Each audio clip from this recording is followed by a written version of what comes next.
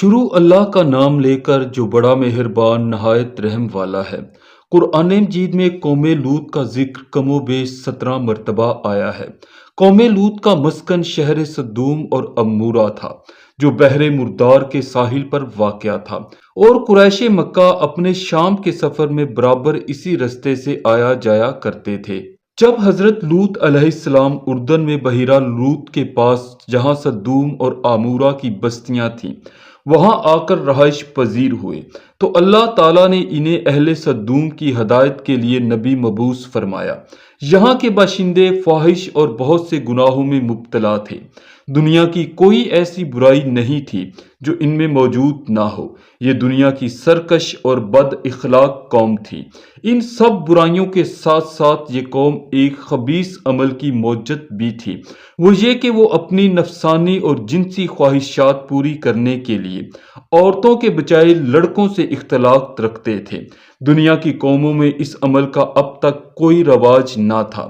یہی وہ بدبخت قوم تھی جس نے اس ناپاک عمل کو شروع کیا تھا، اور اس سے بھی زیادہ بے حیائی کی بات یہ تھی کہ وہ اپنے اس بد کرداری کو عیب نہیں سمجھتے تھے بلکہ کھلم کھلا فخر کے ساتھ اس کو سر انجام دیا کرتے تھے۔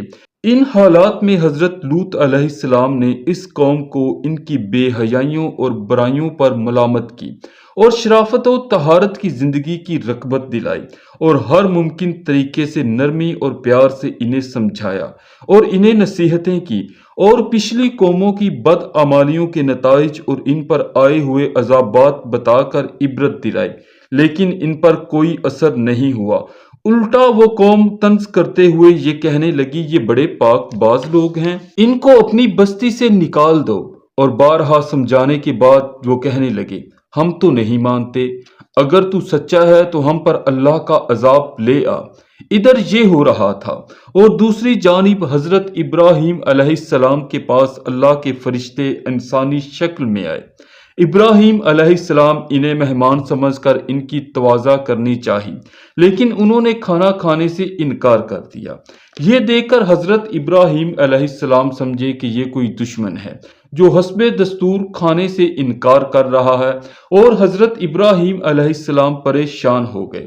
تو مہمانوں نے کہا، آپ گھبرائیں نہیں، ہم اللہ کے فرشتے ہیں، آپ کے لیے بیٹے کی بشارت لائے ہیں اور قوم لوط کی تباہی کے لیے بھیجے گئے ہیں۔ حضرت ابراہیم علیہ السلام نے فرمایا، تم ایسی قوم کو ہلاک کرنے جا رہے ہو جس میں لوط جیسا خدا کا برگزیدہ نبی موجود ہے۔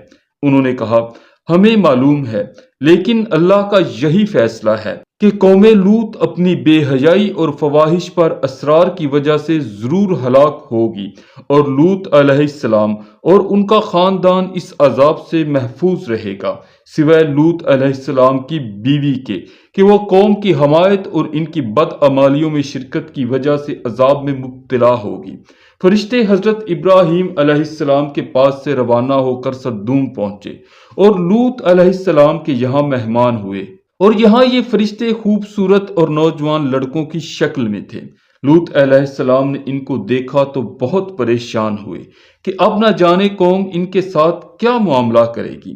ابھی وہ اسی پریشانی میں تھے کہ قوم کو خبر ہو گئی، اور وہ لوط علیہ السلام کے مکان پر چڑھ گئے اور مطالبہ کرنے لگے کہ ان لڑکوں کو ہمارے حوالے کر دو۔ لوط علیہ السلام نے انہیں بہت سمجھایا کہ مجھے میرے مہمانوں کے سامنے شرمندہ مت کرو، لیکن وہ نہ مانے۔ تو انہوں نے سخت پریشانی میں کہا، کاش میں کسی مضبوط سہارے کی حمایت حاصل کر سکتا۔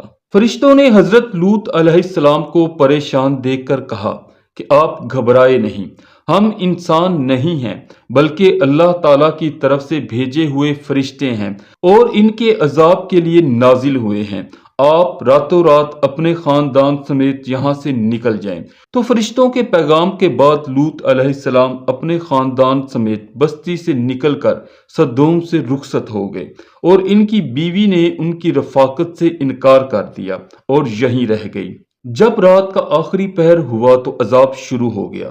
سب سے پہلے ایک سخت ہیبت ناک خوفناک چیخ نے ان کو تہو بالا کر دیا، پھر ان کی آبادی کو اوپر سے اٹھا کر زمین کی طرف الٹ دیا گیا، اور پھر اوپر سے پتھروں کی بارش نے ان کا نام و نشان مٹا دیا، اور گزشتہ قوموں کی طرح یہ بھی اپنی سرکشی کی وجہ سے انجام کو پہنچے۔